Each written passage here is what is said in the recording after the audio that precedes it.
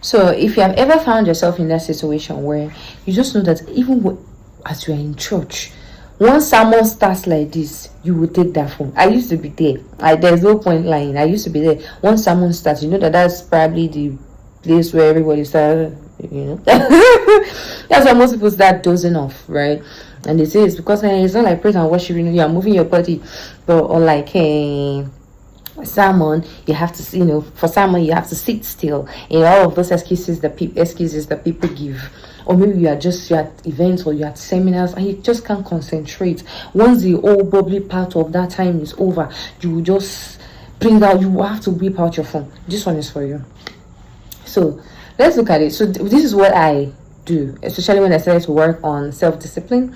This is what I do, and this is what I used to help myself. So I tell myself, let's use church, for example, or mosque, if you're a Muslim. Let's use church, for example, or mosque, right? And let's say church is for 1 p.m. or let's say church is for 9 a.m. in the morning. See, I even have a sticky note here.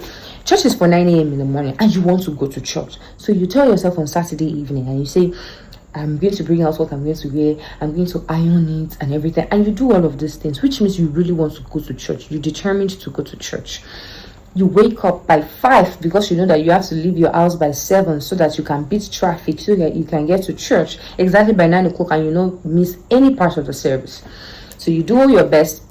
You wake up by 5, you do your makeup, you wear your dress, the one you ironed the day before. You get dressed, you wear your nicest shoes, you take some time to, part your hair and make it look really nice for God. And then you get into your car, you face about maybe 20 minutes, 25 or 30 minutes, or maybe you even stay at the junction to get a bus or to get Okada or whichever one you use to transport yourself to the church. You do all of that and then you get to church. And like I said, this is what I do that helps me. So I think about it, I say, first of all, whatever it is that you will do, you have to do it well. And whatever it is that your hands find doing, you should do it well. And you should do it really well, right? And we even have it in the Bible like that, right? And that's exactly what helps me, which is the fact that I think to myself, I say, okay, the reason I want to go to church is because I want to benefit from this service. It is my desire to be here. I do all of these things. I make every effort. I iron the clothes. I wake up early. I do all of the things I have to do. Make all these efforts that I have to make to ensure that I look good and be present and even come here on time. I sat inside traffic to be here. I paid for bike, paid for bus, or paid for keke to be here. So why should I deprive myself of the benefit of enjoying the entirety of the service?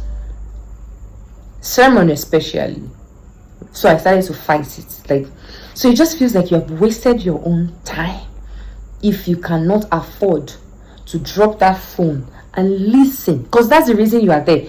If you leave this service, you can then do whatever it is you want with your phone, but that is the exact reason you are in that place.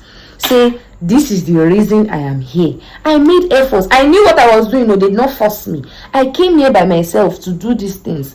Why should I deprive myself by pressing my phone of enjoying the benefits of being here? Right?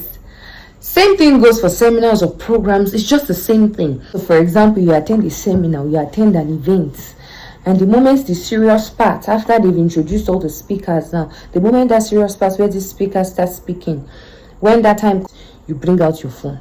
Or maybe after the first or the second speaker, nobody called you, you have brought out your phone, and that's why you will press that phone for hours till the whole event is over.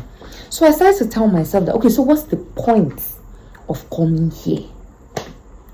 It means that I have wasted my own time and I've wasted my efforts. And as we all know, time is money. And I want to believe that as human beings, every single person has that bias and love for their own time. I don't think anybody likes their time to be wasted. How much more you should be the one wasting your own time? That's not nice.